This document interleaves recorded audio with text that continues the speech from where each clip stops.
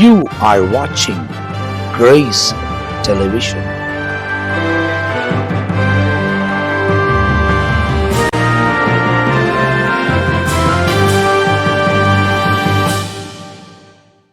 ஆண்டவரும் அருமை இரட்சகராக இயேசு கிறிஸ்துவின் நாமத்தினால் உங்கள் யாவருக்கும் என் அன்பின் வாழ்த்துக்களையும் ஸ்தோத்திரங்களையும் நாங்கள் தெரிவித்துக் கொள்கிறோம்.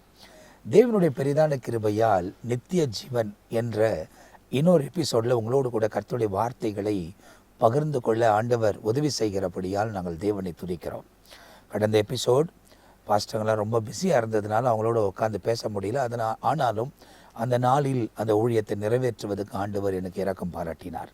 ஆனால் இந்த நாளிலே தனக்கு இருக்கிற வேலைகளெல்லாம் ஒதுக்கி வைத்து தொடர்ந்து வசனங்களை ஆராய்ந்து அறிவிப்பதுக்கு நம்ம மத்தியில் பிஷப் ரெவரண்ட் பெனியசாய் அவர்கள் தொடர்ந்து இருப்பது எனக்கு சந்தோஷம். பிரைஸ் லார்ட் பாஸ்டர், ரொம்ப சந்தோஷமாக இருக்கிறது. தொடர்ந்து இந்த மாதிரி உட்காந்து பேசுவதற்கும் நிறைய வசனங்களை ஆராய்ந்து அறியும் போது தேவன் எவ்வளவாய் நம்மை எதிர்பார்க்கிறார், அவருக்கேற்ற ஒரு வாழ்க்கை இந்த உலகத்தில் வாழ்வதற்கு என்பதை நம் துல்லியமாய் தெரிந்து கொள்ள முடிகிறது. அதனால் இந்த எபிசோடு உங்களுக்கு ரொம்ப ஆசீர்வாதமாக இருக்கும் என்று விரும்புகிறேன். அதாவது நீங்கள் நினைக்க வேண்டியது என்னவென்றால், நித்திய ஜீவன் நம்முடைய வாழ்க்கையில் ரொம்ப முக்கியமான ஒன்று. இந்த உலக வாழ்க்கை தற்காலிகமானது, எத்தனை வயசில் முடியுன்றது நமக்கு தெரியாது. அதுக்கு பிறகுதான் நித்திய ஜீவன், தேவனோடு கூட வாழக்கூடியவர்கள், தேவனுக்கு செவி கொடுக்கக்கூடியவர்கள் நித்தியத்துக்குள் ஜீவனுக்குள் பிரவேசிக்க போகிறார்கள். மீதி பேர் அத்தனை பேரும், மெஜாரிட்டி மைனாரிட்டியெல்லாம் கிடையாது, யாராக இருந்தாலும் தேவனுக்கு செவி கொடுக்கலனாலும் அவர்கள் ஆக்கினி தீர்ப்பு அடைவார்கள் என்று வசனத்தில் துல்லியமாக சொல்லப்பட்டிருக்கிறது. அவைகள் தான் நிறைவேறும் என்பதை நாம் துல்லியமாக இருந்து கொள்ள வேண்டும். கிறிஸ்தவர்கள் எண்ணக்கூடியவர்கள் கூட நித்திய ஜீவனுக்குள் பிரவேசிப்பார்களா தெரியாது. ஆனால் வசனத்தின்படி வாழக்கூடியவர்கள் 100% நித்திய ஜீவனுக்குள் பிரவேசிப்பார்கள். அது மாத்திரம் துல்லியமாய் வேதத்தில் எழுதப்பட்டிருக்கிறது. நாம் நம்மை குறித்து பேசுகிறதையும், உலகத்தில் உள்ளவர்கள் நம்மை குறித்து பேசுகிறதையும், நம்மால் நன்மை பெற்றவர்கள் நம்மை குறித்து பேசுகிறதையும் அவைகளை பொருட்டாக எண்ணி தேவன் முடிவு செய்வதில்லை. தேவன் பார்க்கிறவர். அவர் ஒவ்வொரு நொடியும் நம்ம என்ன பண்ணுறோம், என்ன யோசிக்கிறோம், என்ன பார்க்குறோம் எல்லாவற்றையும் அறிந்திருக்கிறார். அந்த கண்களுக்கு முன்பதாய் உத்தமத்தில் நிலைத்திருக்கும் போது, அந்த உத்தமம் கிடைக்கணும்னா இயேசு கிறிஸ்துவின் இரத்தத்தினாலே நாம் கழுவப்பட்ட அனுபவத்தோடு கூட, ஒவ்வொரு நாளும் கழுவப்படுகிற அனுபவத்தோடு கூட முன்னேறி கடந்து போகும்போது தான் தேவன் நமக்கு உதவி செய்வார் என்பதை நீங்கள் தெரிந்து கொள்ள வேண்டும். இப்போ வழக்கமாக நம்ம வெளியே எவ்வளோதான் ரெடியாகி வெளியே நம்ம போய் வந்தாலும் திரும்ப வந்து நம்ம வீட்டில் நம்ம முகத்தை கழுவணும் அப்படின்னா தான் நம்ம முகம் சுத்தமாக்கப்படும். நம்ம சுத்தமாகி தானே போகணும், ஏன் திரும்ப கழுவணும் அப்படின்னு யோசித்திங்கன்னா, வெளியே போய் வந்தீங்கனாலே நிறைய தூசி நம்ம மேலே படுகிறது. அந்த தூசி நம்ம மேலே இருக்கிறதுனால நாம் கழுவின உடனே நம் முகங்கள் சுத்தமாகிறது. அதே போல தான் வெளி உலகத்துக்கு போகும்போது நம்ம கண்ணின் பார்வை, எண்ணங்கள், யோசனைகள், சிந்தைகள் எல்லாம் ஒரு வேளை உலகத்தின் காரியத்தில் கரைப்படக்கூடும். ஆனால் எப்போவுமே நம்ம இருதயம் தேவனோடு கூட இணைக்கப்பட்டு இருக்கும் போது அவர் இரத்தத்தில் கழுவப்படுகிற அந்த அனுபவத்துக்குள் நாம் போய்விடுவோமானால் எப்பொழுதுமே நம்ம இருதயத்தையும் தேவனுக்கு முன்பதாய் சுத்தமாய் வைத்து கொள்ள முடியும். அந்த சுத்தத்தை விரும்புகிற அவர் பரிசுத்தராய் இருக்கிறார். ஆகையால் தெளிந்த புத்தியோட உண்மையாய் உத்தமமாய் வாழ்வதற்கு நம்மை அர்ப்பணிக்க வேண்டும். அப்போ வசனத்தை ஆராய்ந்து அறிகிறதுனால நமக்கு நித்திய ஜீவன் உண்டு. காரணம், வசனத்தை ஆராயும் போது தான் தேவன் தம்முடைய பிள்ளைகள் என்ன செய்ய வேண்டும் என்று விரும்புகிறார் என்பதை வேதத்தில் துல்லியமாக சொல்லப்பட்டிருக்கிறது. போன எபிசோடுக்கு முந்தைய எபிசோடில் பிஷப் ரெவரண்ட் பெனியசாயோடு கூட உட்கார்ந்து பேசும்போது இந்த சாமுவேலை குறித்தும் சவுலை குறித்தும் ஏராளமான காரியங்களை பார்த்துருக்கிறோம். அப்படி பார்க்கும்போது தாவீதும் அந்த இடத்துல அடுத்த ராஜாவாய் அவர் தேர்ந்தெடுக்கப்படுகிறார். தேர்ந்தெடுக்கப்படும் போது பரிசுத்த ஆவியானவர் அங்கே வந்தது இந்த இடத்துல சவுலை விட்டு விலகினது என்பதாக வேதத்தில் துல்லியமாய் 1 சாமுவேல் 16ஆம் அதிகாரம் 13, 14 வசனத்தில் ரொம்ப துல்லியமாய் போடப்பட்டிருக்கிறது. அந்த காரியங்களை பேசி நாம் நேரம் இல்லாததுனால அதோடு கூட அந்த எபிசோடை நிறுத்தி இருக்கிறோம். அங்கேருந்து இந்த நாளில் நாங்கள் துவங்க போகிறோம். இன்னும் சுவாரஸ்யமான சில காரியங்கள் எல்லாம் நம்மோடு கூட பிஷப் ரெவரண்ட் பெனியசாய் அவர்கள் பகிர்ந்து கொள்ள போகிறார்கள். நம்ம நேரடியாக நிகழ்ச்சிக்கு கடந்து போக போகிறோம். ஆமென். ஆண்டவராகிய இயேசுவின் நாமம் மகிமைப்படுவதாக. அநேக நேரங்களில் நம்முடைய வாழ்க்கையில் நம்முடைய நோக்கம் நன்றாக இருக்கலாம், ஆனால் அது தேவ சித்தமா என்பதை புரிந்து கொள்ள வேண்டும். இதை நான் எதற்காக சொல்லுகிறேன் என்று சொன்னால், சவுலுடைய வாழ்க்கையில் சவுல் செய்த ஒரு பெரிய தவறு, அதனால்தான் தேவன் அவரை புறக்கணித்தார் என்று வசனத்திலே வாசித்தாலும் 1 சாமுவேல் 15வது அதிகாரம் 21வது வசனத்தை பார்க்கும்போது, ஜனங்களோ உம்முடைய தேவனாகிய கர்த்தருக்கு கில்காலிலே பலியிடுவதற்காக கொல்லையிலே சாபத்தீடாயிருக்கும் ஆடுகள் பிரதானமானவைகளை பிடித்து கொண்டு வந்தார்கள் அப்படின்னு வசனம் இருக்கு.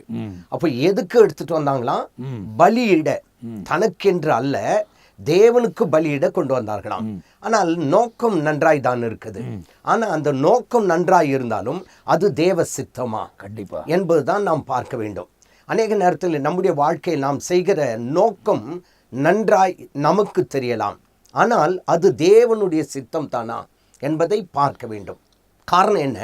தேவ சித்தம் என்ன? எல்லாவற்றையும் என்ன செய்யணும்? அழிக்கணும், சங்காரம் பண்ணணும். அதுதான் தேவ சித்தம். ஆனா இவருடைய நோக்கம் என்ன? பலி செலுத்தணும் என்ற ஒரு எண்ணத்தினால பிரதான வழிகளை அங்கே கொண்டு வந்திருக்கிறார். ஆனால் நம்முடைய வாழ்க்கையில நாம் செய்கிற தவறு கூட அப்படிதான். நம்முடைய நோக்கத்தை விட தேவ திட்டம் என்ன என்பதை புரிந்து கொள்வது கிடையாது. அதை புரிந்து கொள்ளணும். கடைசியில் நடந்த சம்பவங்கள் தான் நாம் கடந்த நிகழ்ச்சியிலே நாம் பார்த்தோம். என்னன்னு கேட்டால், சாமுவேல் தைலக்குப்பை எடுத்து அவனை தன் சகோதரன் நடுவிலே அபிஷேகம் பண்ணினான். அந்த நாள் கொண்டு கர்த்தருடைய ஆவியானவர் தாவீது மேல் வந்து இறங்கினார். அப்போ ஆவியானவர் வந்து இறங்கினாராம்.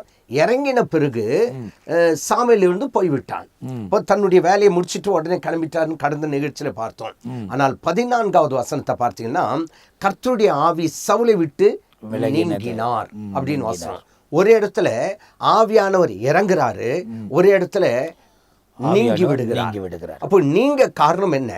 தேவனுடைய சித்தத்திற்கு மாறாய் செயல்பட்டது நிமித்தமா அங்கே கர்த்தருடைய ஆவியானவர் எடுத்துக்கொள்ளப்படுகிறதை நாம் பார்க்கிறோம். அவனை விட்டு நீங்கி போகிறதை பார்க்கிறோம். கர்த்தரால் விடப்பட்ட ஒரு பொல்லாத ஆவியானை கலங்க பண்ணி கொண்டிருந்தது. எப்போ தேவனுடைய ஆவி அவனை விட்டு விலகினதோ இம்மிடியேட்டா அவனுங்களுக்குள்ள கலங்கம் பண்ணுகிற ஒரு ஆவி புகுந்த ஆரம்பித்தது. இப்போ அதுதான் இயேசு சொல்றாரு பாஸ்டர் ஒரு இடத்துல. ஆமா, அதாவது லேகியோனை குறித்து சொல்லும் போது, அது ஒருவனை விட்டு விரட்டப்படும் போது போகுது. ஆமா, அது போய் நிறைய இடத்துல சுத்துது. அது திரும்பமாய் தன் விட்டு போன வீடை வந்து பார்க்குது. அது வெறுமையா இருந்தால் பலவிதமான ஆவிகளை கூட்டி கொண்டு திரும்ப அந்த இடத்துல வந்து அது தங்குதுன்னு சொல்றாரு. அதான் வசனம் இப்படியா இருக்கு பாருங்க. மத்தேயு 12வது அதிகாரம் 43வது வசனத்திலிருந்து, அசுத்த ஆவி ஒரு மனிதனை விட்டு புறப்படும் போது வறண்ட இடங்களில் அலைந்து இளைப்பாறுதல் தேடியும் கண்டடையாமல் தான் விட்டு வந்த என்னுடைய வீட்டிற்கு திரும்பி போவேன் என்று சொல்லி அங்கே வந்து அந்த வீடு வெறுமையாகவும் பெருக்கி ஜோடிக்கப்பட்டதாக இருக்க கண்டு திரும்பி போய் தன்னிலும் பொல்லாத வேறு 7 ஆவிகளை தன்னோடு கூட கூட்டி கொண்டு வந்து உட்புகுந்து அங்கே குடியிருக்கும். அப்போது அந்த மனுஷனுடைய முன்னிலைமையிலும் அவன் பின்னிலைமை அதிக கேடுள்ளதாயிருக்கும் அப்படின்னு இயேசு சொல்றார். இயேசுவே சொல்றார். அப்போ ஒரு இடத்துல பரிசுத்த ஆவியானவர் ஏன் நம்ம பெறணும், பரிசுத்த ஆவியானவர்னால ஏன் நம்ம நிரப்பப்பட்டிருக்கணும் எப்போ அப்படின்னா, அந்த ஆவியானவர் நம்மோடு கூட இல்லைன்னா உடனே துன்பப்படுத்துகிற ஆவி வந்து நமக்குள்ள புகுந்த ஆரம்பிக்குது. ஆமா, அது மட்டுமல்லாதபடிக்கு இந்த சம்பவம் எப்போது நடந்திருக்கலாம் என்று வேதத்திலே கொஞ்சம் கணித்து பார்ப்போம் என்று சொன்னால், உதாரணமாக நாம் 1 சாமுவேல் 15வது அதிகாரத்திலே வாசிக்கும் பொழுது, அதாவது 23வது வசனம் 26வது வசனத்தை பார்க்கும்போது, பலியை பார்க்கிலும் கீழ்ப்படிதலும் ஆட்டுக்கடாக்களின் நினத்தை பார்க்கிலும் செவி கொடுத்தலே உத்தமம் அப்படின்னு சொல்லிட்டு அடுத்த வசனத்தை நீங்கள் பார்ப்பீர்கள் என்றால், இங்கே நீர் கர்த்தருடைய வார்த்தையை புறக்கணித்தபடியினால் அவர் உம்மை ராஜாவா இராதபடிக்கு புறக்கணித்து தள்ளினார் அப்படின்னு சொல்லிட்டு இங்க வசனம் இருக்குது. அதன் பிறகு 26வது வசனத்திலையும் பார்க்கும்போது, கர்த்தருடைய வார்த்தை புறக்கணித்தீர். முன்னாடியே அப்படிதான் சொல்லியிருக்கு, கர்த்தருடைய வார்த்தையை புறக்கணித்தபடியினால் அப்படின்ட்டு 23வது வசனத்திலையும் 26வது வசனத்துல கர்த்தருடைய வார்த்தை புறக்கணித்தீர், நீர் இஸ்ரவேலின் மேல் ராஜாவா இராதபடிக்கு கர்த்தர் உம்மையும் புறக்கணித்து தள்ளினார் அப்படின்னு வசனம் சொல்லிட்டு 28வது வசனத்தை பாருங்க. அப்போது சாமுவேல் அவனை நோக்கி, யாரை நோக்கி?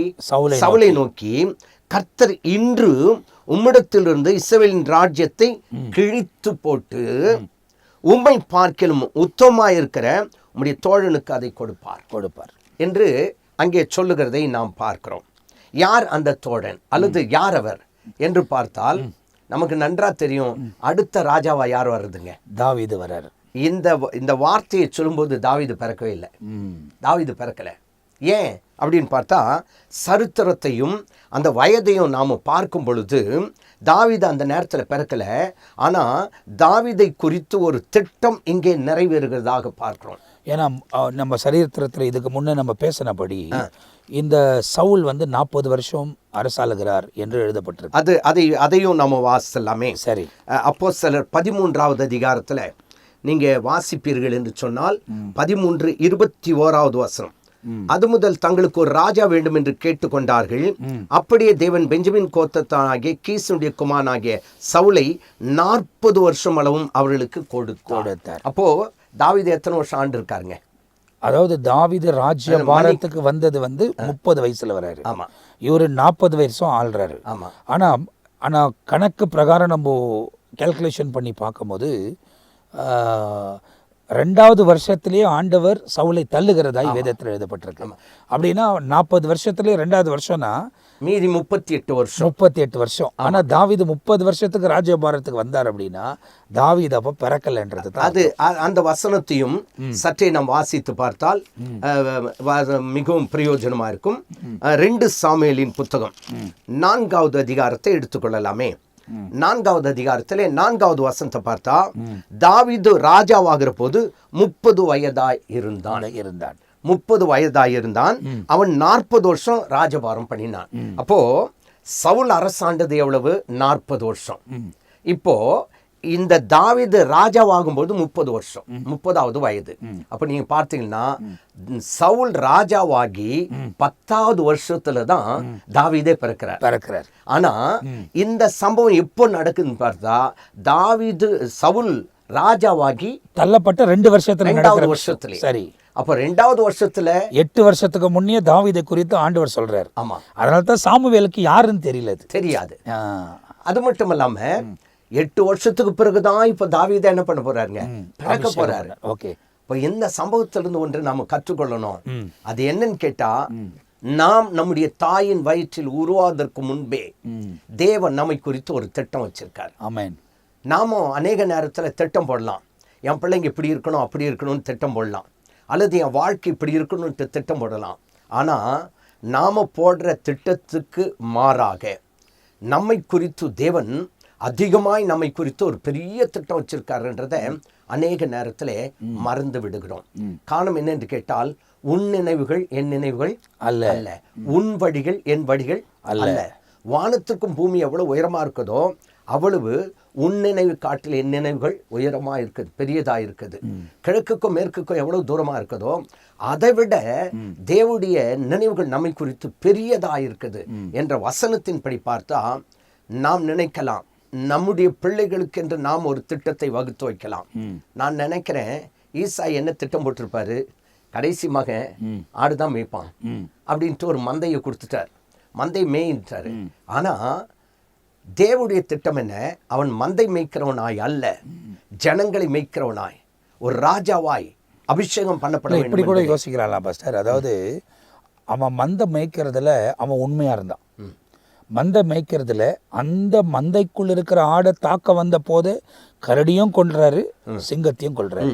இது 2 காரியமும் நடக்குது. ஆமா. அப்ப இதெல்லாம் கர்த்தர் பாக்குறாரு. அதாவது ஒரு மந்தை அவங்ககிட்ட பொறுப்பா கொடுக்கும் போது அதுல ஒரு ஆடு கூட அதுல போய் சிக்காம அவன் தப்பு வைத்து பாக்குறான். அப்படின்னாக்கா நம்முடைய இஸ்ரவேல் ஜனங்களை இவன் கையில கொடுத்தோம்னாக்கா இவன் பாப்பான்ற ஒரு எண்ணம் கூட ஆண்டவருக்கு இருக்கும். அதே நேரத்துல இந்த தாவீதுக்கு தனிப்பட்ட முறையில தேவனோடு கூட ஒரு தொடர்பு இருந்துச்சு. அவன் தேவனை அறிந்து கொள்ளவில்லை ஆனாலும் தேவனை பாடக்கூடியவனா இருந்தான், தேவனை அறிந்து துதிக்கக்கூடியவனா இருந்தான். ஏன்னா ஆண்டவர் சொல்ற விஷயம், மனுஷனை உருவாக்குறதுக்கே காரணம் இவர்கள் என் துதியை சொல்லி வருவார். அப்போ அந்த துதியின் சத்தம் தேவனுக்கு எட்டினபடியால் தேவனுடைய பார்வையும் பக்கமா திரும்பி இவன் செய்யறதெல்லாம் ஆண்டவர் கண்ணோக்கமா பாக்குறாரு. ஆனா இவனை குறித்து ஏற்கனவே ஆண்டவர் அறிவிச்சது தான் ரொம்ப ஆச்சரியமான விஷயம். ஏன்னா இவன் பிறப்பதுக்கு முன்பதாகவே சாமுவேலுக்கு சொல்றாரு, உன் தோழைகளை தெரிந்து கொண்டார். அப்போ அந்த தோழை இன்னும் உலகத்துல பிறக்கல, அடுத்து 8 வருஷத்துல தான் அவர் பிறக்கிறார்.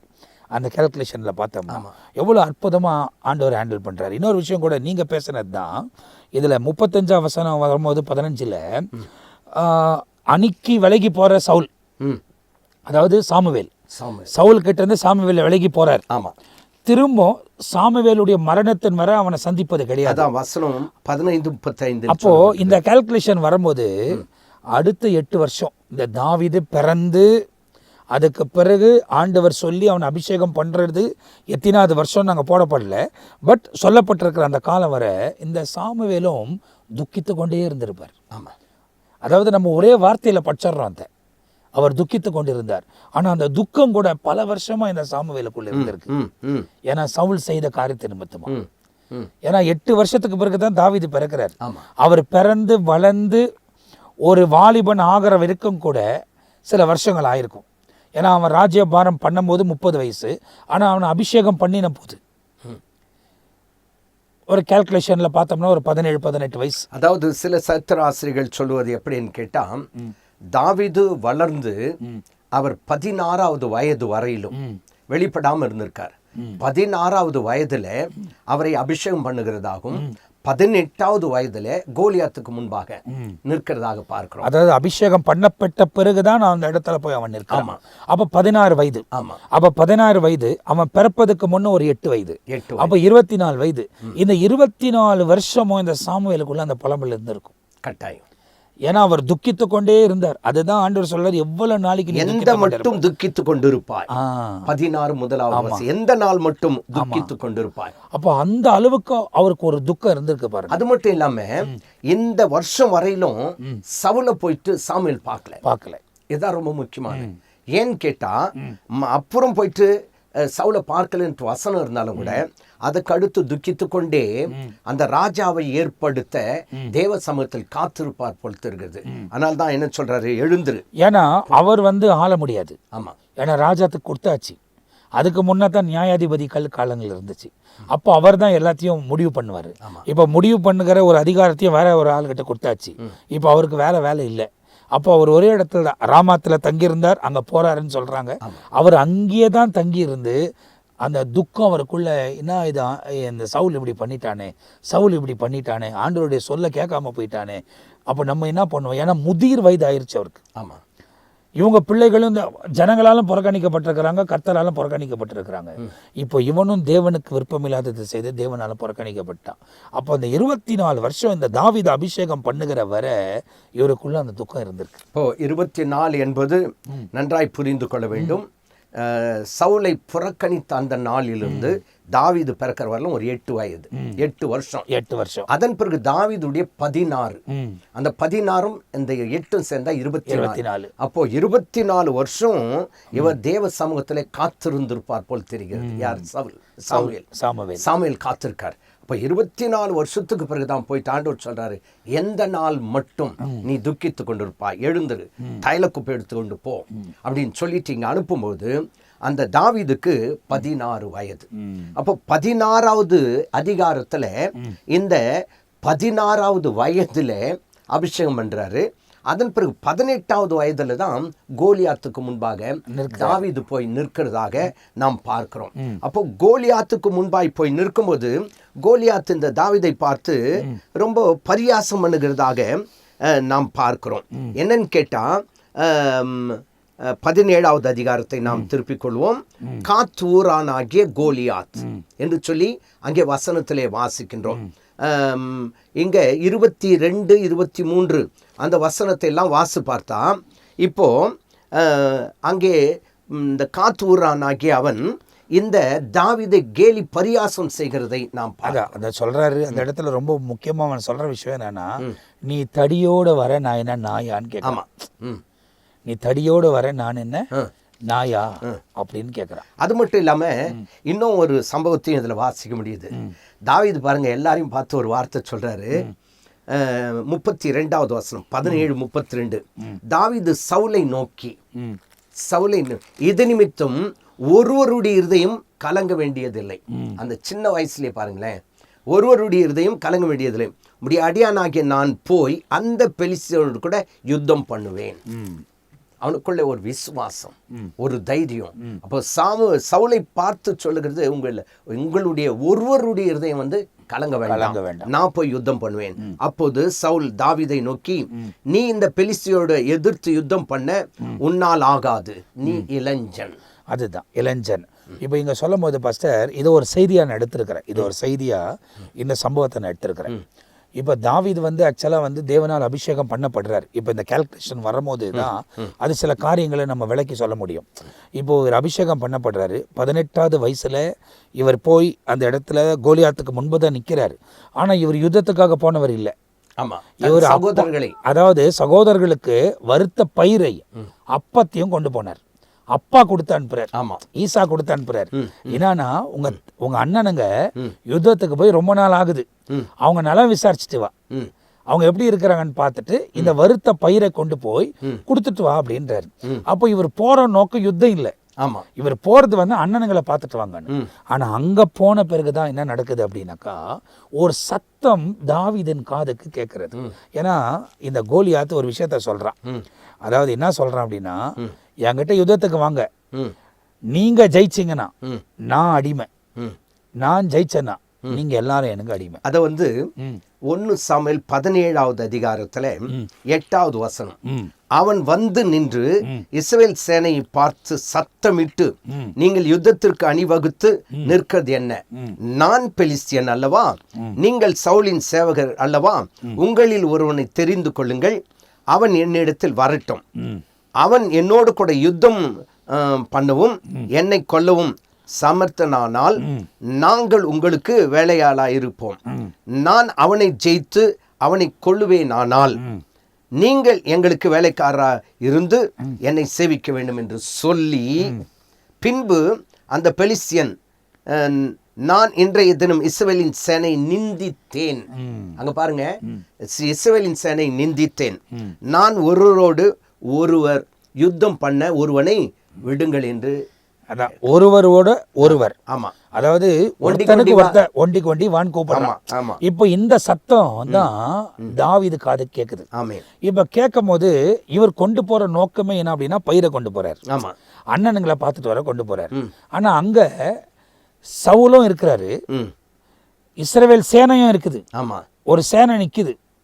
ஆனா ஒருத்தனும் கோலியாத்துக்கிட்ட போய் சண்டை போடுறதுக்கு ஆயத்தமா இல்லை. பயிற்சி பெற்றவர் ஆயத்தமா இல்லை என்றதை காட்டிலும் அவன் வந்த உடனே மிகவும் பயந்தார்கள். அதுதான் ஃபர்ஸ்ட் என்னன்னாக்கா, இப்போ அந்த இடத்துல சீக்வன்ஸா நீங்க அந்த 17ஆம் அதிகாரத்தை வாசித்தீங்கன்னா, இவர் போறாரு அதுக்குள்ள. அப்போ நீங்க சொல்ற பிரகாரம் அவருக்கு அதாவது 18 வயசு, 16 வயசுல அபிஷேகம் பண்றாரு. 18 வயசுல அவர் உள்ள அந்த இடத்துக்கு போறாரு. ஒரு இளைஞன், ஏன்னா சவுல் வந்து ஒரு இளைஞன் அப்படின்னு சொல்றாரு. சவுல் வந்து ஆக்சுவலா வந்து இந்த சேனைக்கு முன்ன நின்று அவர் தான் லீட் பண்ணியிருக்கணும். ஏன்னா இப்போ அவருக்கு லீட் பண்ற தைரியம் இல்லை. என்ன அப்படின்னா, கர்த்தருடைய ஆவி அவரை விட்டு விலகினது. அதனால தான் போன நிகழ்ச்சியில நீங்க சொன்னீங்க, சிம்சோன் கர்த்தருடைய ஆவி விலகாததை அவன் உணராமல் இருந்தான். எப்பவும் போல எழுந்துக்கலான்னு எழுந்தான். ஆனா கர்த்தருடைய ஆவி அவனை விட்டு விலகி இருந்தது. அவனால் உணர முடியலன்றது போன முறை சொன்னீங்க. இப்போ இவர் தெரிஞ்சுதான், இவர் போனால் ஜெயிக்க முடியாதுன்றது உணர்ந்து தான் இவங்க போகாத நடுங்கிட்டு இருக்கிறாங்க. அது எப்படி கொண்டு போவேன் அப்படின்னு சொன்னா பாஸ்டர், அவன் போய் பார்க்குறான். அங்கே ஒரு கூட்டம் என்ன பண்ணுறாங்கன்னா, அவங்க அண்ணன்மார் கேட்குறாங்க அவனை. இப்போ யுத்த காலத்துலேயே இவனை பார்க்குறாங்க. தாவீதை பார்த்த உடனே, நீ ஆடுகளை விட்டுட்டு இங்கே என்ன பண்ணுறன்னு கேட்குறாங்க. அதுக்கு முன்னாடி ஒரு விஷயம் பாருங்களேன். அங்கே போகிறதுக்கு முன்னாடி அந்த யுத்த காலத்தில் நடக்கிற ஒரு சம்பவம் என்ன என்று கேட்டால், 17வது அதிகாரம் 11வது வசனம், சவுலும், அந்த வார்த்தையை கவனிங்க, சவுலும் இஸ்ரவேல் அனைவரும் அந்த பெலிஸ்தனுடைய வார்த்தைகளை கேட்டு கலங்கி மிகவும் பயப்பட்டார்கள். ஒரு ராஜா அப்படின்னு சொன்னா கலங்கக்கூடாது, பயப்படாம என்ன கண்டிப்பா யுத்தத்துக்கு போகணும். இல்ல, அந்த பயம் வந்ததுக்கு ஒரு காரணம் இருக்கு. ஆமா, கர்த்தருடைய ஆவி அவனை விட்டு விலகிட்டான். ஆமா, அதாவது எப்போ ஆவியானவர் நம்மை விட்டு விலகிறாரோ ஆட்டோமேட்டிக்கா இந்த பயம் நமக்குள்ள குடியேறி வரும். எப்போ ஆவியானவர் நம்மோட கூட இருக்கிறாரோ எல்லாத்தையும் மேற்கொண்டு வாழ முடியும் அப்படின்ற அந்த விசுவாசத்தை அவர் ஊக்குவித்து தொடர்ந்து முன்னேறுவதற்கு தேவன் உதவி செய்வார். அதாவது எந்த காரியமும் தேவ சித்தத்தின்படி செஞ்சோம்னா நம்ம பயப்படணும்னு அவசியமே இல்லை. நம்ம நிச்சயமாக முன்னேறி கடந்து போவதுக்கு ஆண்டவர் உதவி செய்வார். அதாவது ஒன்றும் இல்லாத இடங்களிலே ஆண்டவர் எல்லாவற்றையும் உருவாக்க அவர் வல்லமை உள்ளவர். அப்ப அதுதானே பைபிள்ல சொல்றது. அது உண்மைதான். இல்லாதவைகளை இருக்கிற வண்ணமாய் அழைக்கிறவர். ஆமென். அது மட்டும் இல்லாதபடிக்கு இந்த பயம் உள்ளே வருவதற்கு காரணம் நாம் ஏற்கனவே வசனத்தில் வாசித்தது போல ஆவியானவர் போனதுனால உள்ள என்ன பண்ணுதுங்க, பயம் வருகிறது.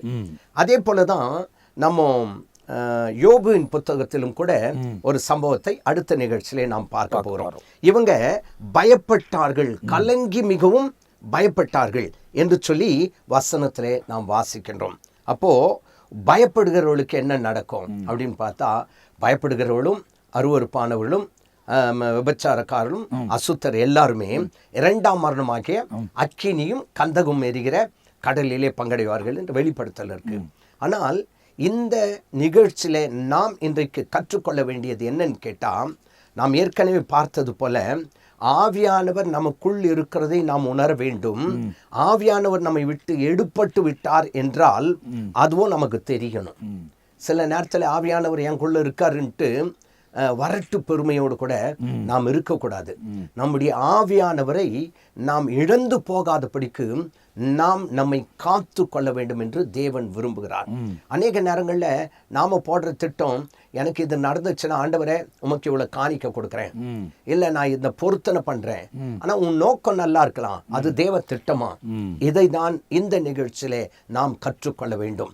நீ செய்கிற எல்லாமே உன்னுடைய இருதயத்திற்கு அல்லது உன் தனிப்பட்ட வாழ்க்கையில அது உனக்கு உன்னுடைய நோக்கமாக இருக்கலாம், உன் நோக்கம் நல்லதாக இருக்கலாம். ஆனால் அந்த நோக்கம் தேவனுக்கு பிரியமுள்ளதா என்பதை நாம் ஆராய்ந்து பார்க்க வேண்டும். அது மட்டுமல்லாபடிக்கு நாம் ஆவியானவரை எழுந்து போகக்கூடாது. தாவீது பாடும்போது பரிசுத்த ஆவி என்னிடத்திலிருந்து எடுத்துக்கொள்ளாதேரும் இரும் அப்படின்ற வசனத்தின்படி அந்த ஆவியானவரை நாம் இழந்துட்டா பயத்தின் ஆவி உள்ள வரும். பிறகு நம்மால் ஜெயிக்க முடியாது. அந்த ஆவியானவர் போய்விட்டால் பயத்தின் ஆவி மட்டும் இல்ல, பொறாமையின் ஆவியும் உள்ளே வரும். ஒருவேளை அதாவது ஒரு ஆவி மாத்திரமல்ல, பல விதமான ஆவி. ஏன்னா அங்க ஏற்கனவே வாசித்த வசனத்துல அது போய் மற்ற 7 ஆவிகளை கூட்டிட்டு வருது. அந்த மாதிரி 7 சுவாபங்கள், உலகத்துல பொல்லாத சுவாபங்கள் நமக்குள்ள வந்து கூடியிருப்பதுக்கு வாய்ப்பு இருக்கு. ஏன்னா ஆவியானவர் நம்மோடு கூட இருந்தாதான் அவைகளெல்லாம் நமக்குள்ள வந்து புகுந்து கொள்ளாதபடி நாம் விடுதலையோடு கூட வாழ்வதற்கு ஆண்டவர் உதவி செய்கிறார். ஏன்னா ஆவியானவர் எங்கே உண்டோ அங்கே விடுதலை உண்டு என்று எழுதப்பட்டிருக்கு. அப்போ இந்த எபிசோட்ல நீங்க பார்க்கும்போது ரொம்ப அற்புதமான அருமையான காரியங்கள் எல்லாம் நமக்கு சொல்லப்பட்டிருக்கிறது. இதை முடிப்பதுக்கு முன்னே ஒன்று சொல்றேன் பாருங்க. ஏன்னா பாஸ்டர் சொன்னதுனால எல்லா காரியத்தை நம்ம செய்கிறோம், அது தேவ சித்தமா என்பதை நம்ம அறிந்து கொள்ள வேண்டும். ஆண்டவருக்கு இதுக்கு ரொம்ப பிரியமா இருக்கும் அப்படி நம்ம யோசிக்கலாம், ஆனால் அது தேவ சித்தமான்னு தெரிந்து கொள்ளணும். அப்படிதான் பாபேல் டவரை கட்டினாங்க. பாபேல் டவரை கட்டுறதுக்கு காரணம் என்ன அப்படின்னா, நமக்கும் தேவனுக்கும் எப்பொழுதும் ஒரு தொடர்பு உண்டாயிருக்கட்டும் என்ற ஒரு நல்ல திட்டத்தில் தான் அவர்கள் கட்டுகிறார்கள். ஆனால் அந்த திட்டம் தேவ சித்தம் இல்லாது இருந்தது. ஆண்டவர் தடுத்து நிறுத்தினார். ஆனால் அவர்கள் நிறுத்தவில்லை. நிறுத்தாதது நிமித்தமாய் ஆண்டவர் அங்க உள்ளவர்கள் எல்லாரையும் வேற வேற பாஷக்காரர்களாக மாற்றி, ஒருவர் பேசுறத ஒருவர் புரியாத பண்ணி தாறுமாறாக்கி எல்லாரும் வேற வேற திசைகளில் போயிட்டாங்க. அதோடு அது கைவிடப்பட்டது. அப்படின்னா தேவ திட்டம் எதுவோ அதுதான் இந்த உலகத்தில் நடக்கும். உங்க திட்டத்தின்படி செஞ்சீங்கன்னா சரிஞ்சு விழும். எல்லாம் உயரத்துக்கு போயிடலாம், மேலே போன பிறகும் அது கீழே வந்து விழுவதுக்கு நிறைய வாய்ப்புகள் இருக்கிறது. ஆகையால தேவ சித்தத்தை அறிந்து தேவ சித்தத்தின்படியே செய்வதற்கு நம்மை அர்ப்பணிக்க வேண்டும். ஆகையால் தான் இயேசு துல்லியமாய் சொல்லுகிறார், என் பிதாவின் சித்தத்தின்படி செய்கிறவனே என் பிதாவின் சந்தோஷத்துக்குள்ளே பிரவேசிக்க முடியும் என்ற வசனம் எழுதப்பட்டிருக்கிறது. எனவே இந்த நிகழ்ச்சி உங்களுக்கு ஆசீர்வாதமாக இருந்திருக்கும். தொடர்ந்து அநேக காரியங்களை பார்க்க போகிறோம். ஏன்னா இப்போதான் தாவீதுக்குள்ளே நாம் வருகிறோம். தாவீதில் ஏராளமான காரியங்கள் இருக்கிறது. இந்த தாவீது கூடவே இந்த சாமுவேலும் பயணிக்கிறார், ட்ராவல் பண்ணுறார். அப்போ ட்ராவல் பண்ணாலும் ஒருத்தரோடு ஆவியானவர் இருக்கிறார், ஒருத்தரோடு கூட ஆவியானவர் இல்லை. இவங்க 2 பேருக்குள்ள வித்தியாசங்கள் என்ன என்பதை வேதத்தில் ரொம்ப துல்லியமாய் வாசிக்கும் போதே ரொம்ப இன்ட்ரெஸ்டிங்காக இருக்கும். ஏன் இதெல்லாம் ஆராயிரும் அப்படின்னா, இதுக்கும் நித்திய ஜீவனுக்கும் என்ன சம்பந்தம் அப்படின்னா, வசனங்களை ஆராய்கிறதுனால நித்திய ஜீவன் உண்டு. இதை ஆராய்கிறதுனால இந்த சவுல் செய்தது போல நாம் செய்யாமல் தாவீது செய்தது போல நாம் செய்து, இந்த தாவீது எப்படிலாம் தேவனோடு இணைந்து வாழ்ந்தாரோ, அவர் செய்கிற தவறுலாம் இல்லை, ஒருவேளை தப்புகள் நமக்குள் வரமானாலும் அதை எப்படி திருத்திக்கிட்டு தேவனோடு கூட நம் முன்னேறி கடந்து போகணும் அப்படின்னு நம்மை நாமே ஒப்பு கொடுப்பதுக்கு இந்த பாடங்கள் நமக்கு ரொம்ப பிரயோஜனமாக இருக்கும். ஆகையால் வசனத்தை ஆராயுங்கள், வசனத்தை பற்றி கொள்ளுங்கள், நித்திய ஜீவனுக்கு பாத்திரமாக இந்த உலகத்தில் வாழுங்கள். தேவன் பெரிய காரியங்களை செய்வார். இந்த எபிசோடில் எங்களோடு கூட உங்கள் நேரம் ஒதுக்கி உட்கார்ந்ததுக்காக ரொம்ப நன்றி பாஸ்டர். தொடர்ந்து நிறைய காரியங்களை நாம் பார்க்க போகிறோம். ரொம்ப சந்தோஷமாக, ரொம்ப ஆசீர்வாதமாக இருக்கிறது. நீங்களும் அவைகளை கேளுங்கள். தேவன் நிச்சயமாக உங்கள் வாழ்க்கையில் மேன்மையான காரியங்களை செய்வார். அடுத்த எபிசோடில் உங்களை சந்திக்கிற வரை இப்போது நாங்கள் உங்ககிட்ட இருந்து விடைபெறுகிறோம். கர்த்தர் உங்களை ஆசீர்வதிப்பாராக. ஆமேன், ஆமேன், ஆமேன்.